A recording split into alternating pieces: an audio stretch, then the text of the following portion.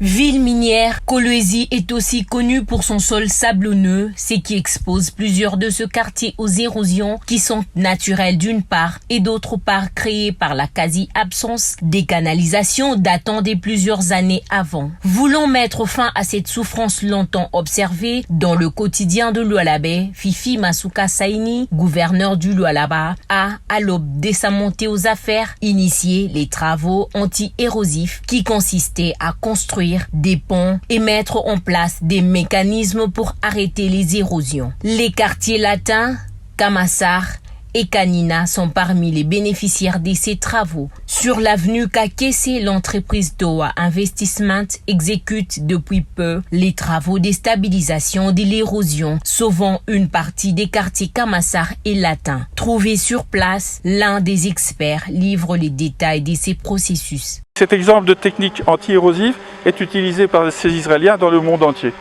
Et en Israël, ils utilisent ça aussi. Donc cette technologie, on l'a déjà appliquée. On sait que ça marche, puisque depuis 10 ans, ça n'a pas bougé du tout, alors qu'il y a des camions de 100 tonnes qui circulent au-dessus et le mur n'a pas bougé. Donc ici, on ne va pas avoir un charbois énorme. Et donc, c'est une solution aussi pour faire dans des conditions difficiles, très sablonneuses, par exemple, des routes de façon très bon marché, très économique. Par ailleurs, il convient de signaler que c'est presque sur tous les sites érosifs que le gouvernement Masuka a lancé des travaux en vue de sauver des maisons et améliorer les conditions sociales de la population, telles que ne cesse de les désirer le chef de l'État, Félix Tshisekedi Tshilombo. Les ponts Tchata, l'église Carmel, le quartier Kanina, l'avenue Lumande et Luapula sont également en plein travaux d'exécution.